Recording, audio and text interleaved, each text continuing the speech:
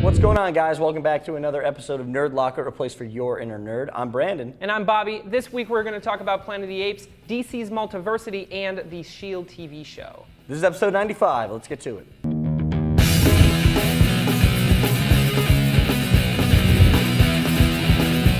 So David Goyer of Batman fame recently talked about Man of Steel and how they are trying to keep it real.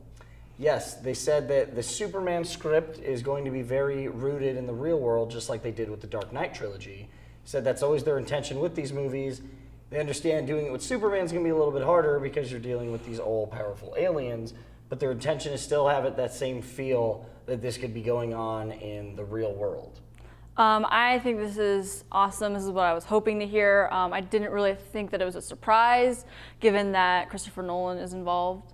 Yeah. But it's a good thing to hear because it's just nice to know that we're not getting a campy vibe. Exactly, and I mean the trailer kind of gave that vibe too. It all seems very realistic, and I mean it worked with the Dark Knight trilogy, right? Because that was like the best trilogy ever made, and I think it'll carry over into this. I mean they obviously know what they're doing, so I'm excited. I think it definitely helps that they have great visual effects. I mean, the difference from even Superman Returns till now. Yes. I think it's going to be excited to see all that utilized. But yeah, we'll keep you updated as we learn more. So good news on the Planet of the Apes front.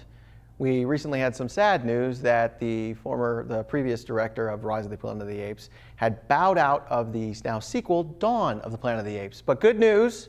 Matt Reeves has just been announced to take over. When Rupert Wyatt kind of bowed out, it was for his own personal reasons, and the whole studio went into a frantic look for a new person. And I think Matt Reeves is the perfect replacement. He did Cloverfield and Let Me In, two fantastic movies. I mean, Cloverfield, I guess has its crowd and has some haters, but I think he can really do it. Really, I do. Well, and it's nice that there's a balance there with Cloverfield was this big action, explosions, whatever was going on, and then Let Me In was sort of a quiet little character piece. So it's nice that we can see he can do both.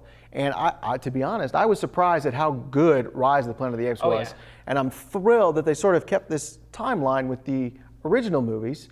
So I'm really excited to see Dawn of the Planet of the Apes. Yeah, and especially since Rise of the Planet of the Apes was like you said, a huge character piece. You know, we see the character buildup of that character, of all those characters, and now we're going to see how that fleshes out in the sequel. And I think seeing how he deals with, Matt Reeves deals with explosions and these kind of events, I think he'll do fantastically. It'll make for a really good film. Yeah, pretty excited.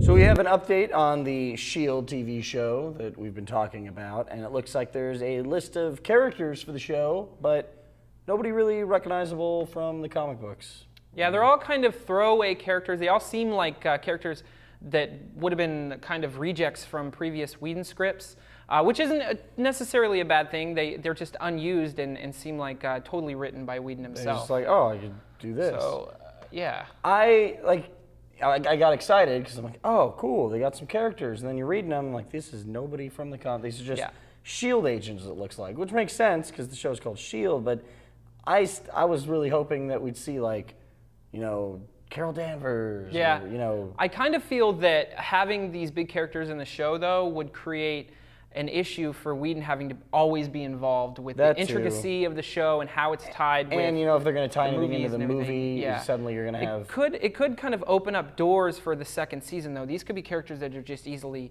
killable, so that we can see... Get you attached? Yeah, and then in the second season, we'll see bigger characters like Maria Hill and Carol Danvers and characters like that. That'd be really cool.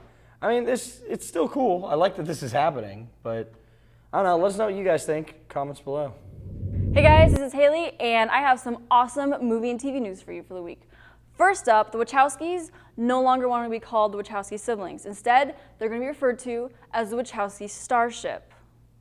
I'm on board with this. Dumb and Dumber, the sequel, has officially gotten a title, and it's going to be Dumb and Dumber 2, spelled T-O. After months of speculation, it looks like Mark Webb and Andrew Garfield will be returning for Spider-Man 2. Thank God Andrew Garfield's going to be back. In Thor 2 news, it looks like the film will be exploring the 9 realms. I can only say that I hope that at least one of them has better fashion sense.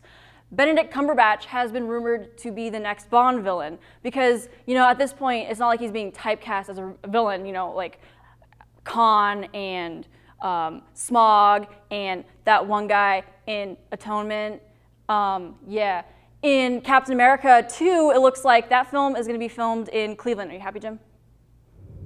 Hot off the trail of MorrisonCon, we get the news of a new Grant Morrison-specific DC book called Multiversity, revolving around a whole new world created solely by Grant Morrison that has to deal with a lot of characters that we already know, but in a different way.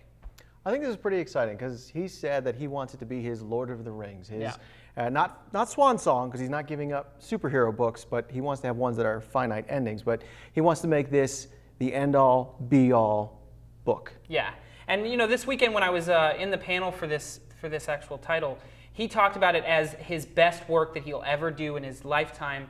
He's really been looking forward to this for a long time. So he's got big plans, and this was originally an idea back in the 80s when Alan Moore was trying to do similar stuff, and he ended up doing something called Watchmen. So this might be Grant Morrison's own version of Watchmen. I think he'll make it a lot more gritty, though, and a lot more scary and stuff like that. But I think it's exciting because I think he's going to be able to use some of the characters we're more familiar with, as opposed to Alan Moore having to create characters out of nothing. Yeah. So I think that's exciting, and it's always cool to see these characters that we know. You just turn it on its head a little bit, and you change them up, and you make them exciting in a different way. I think that's really cool, and I can't wait to see what he does with that. And if nothing else, I think DC has shown that they give Grant Morrison a little bit more leeway than he gives other people. So I think he'll actually make the characters that he is obviously parodying in the DC universe far closer than we see with the Watchmen characters. I think these will be literal translations. I mean, they'll be really cool. I mean, we'll get an evil Superman that looks, really close to Superman, acts really close to Superman. So that'll be a lot of fun. I'm really excited for this event. I am too. I think Grant Morrison has proven that he's a great writer, great creator. One of my favorite story runs is when he relaunched JLA in the 90s. Yep. Absolutely love that. Love it, love it, love what he's done since then. So I can't wait to see what he does with this. Most exciting part for me, though, is that it's another team up between Grant Morrison and Frank Quitely, one of my very favorite artists. You know him from All-Star Superman, We 3, Flex Mentallo. He's a fantastic artist, and he works just geniusly with Grant Morrison. So I'm really looking forward to this team up. What do you guys think about the news? Tell us in the comments. So in some of the coolest news I've ever heard, Seth MacFarlane will be hosting this year's Oscars. I actually kind of think it's hilarious, not in a bad way, but just because they can't seem to find a new host. But I think this is going to be an entertaining Oscars year. I think if Ricky Gervais at the Emmys was such a terrible idea that he was making fun of everyone and we all loved it, I feel like everyone at the Oscars is in for a terrible time. I'm going to love this. I'm going to love this. I'm going to Another thing, DVR this, man. One of the best things that could have come from it being Seth MacFarlane is that most likely there's still going to be musical numbers. Yes. Because I feel like that's kind of what makes the Oscars. And I want to know what musical numbers he's going to write. See, I'm just hoping for like a 2-hour-long episode of Family Guy. Where instead it's of gonna happen. Just making fun of them, he can make fun of them and they're sitting right there. Or he'll have them come on and it'll be like fantasies with them involved in it. I just want to start taking a betting pool now of if we see Peter Griffin at the Oscars, like an animated. Oh, I was thinking at least Brian. He doesn't have to do much of the voice. Let's start putting those bets down here in the comments. How many Family Guy characters are going to show up? Hey guys, Brandon here, and my pick this week is Monster Squad. It's the first week of October. On my horror movie little kick right now, and I love this movie. I will watch this 10 times this month. It's great. If you haven't seen Monster Squad yet, what are you doing with your life? Hey guys, this is Haley, and my pick this week is Chantal Claret. She was the lead singer of Morningwood, which sadly is no longer, but she has a brand new solo album called The One, The Only, and it's incredible. She's also going to be at the Hard Rock for the next 2 months, so if you get a chance, you should see her because it's going to be awesome. Hey guys, Bobby here. I spent a long time trying to figure out what I was going to do for my pick this week, and I decided it's going to be an app on the Android market called Pocket.do. Basically, it gives you a website you can go to, and you can send text messages and receive text messages from a website instead of having to use your phone. I do a lot of work, graphic work and stuff like that on my computer, and I just hate having to stop what I'm doing to reply to a text message or whatever I'm doing. So check it out. It's a free app, Pocket.do.